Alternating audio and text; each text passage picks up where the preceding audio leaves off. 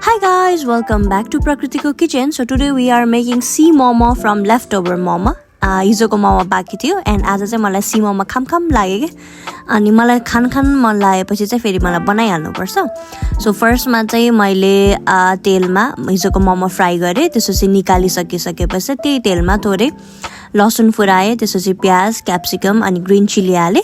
and then after मजाले सटे गरिसकेपछि टोमेटो हाले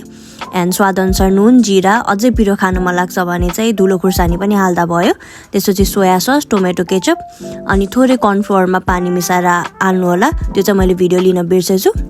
त्यसपछि अघि निकालेर राखेको मोमो फ्राई मोमो हालेर मजाले चलाइदिनु होला एन्ड लास्टली चाहिँ धनियाले गार्निश गर्नु होला एन्ड यो momo is ready to eat so try गर्नु होला and don't forget to like share and subscribe my channel for more recipe video see you in next vlog by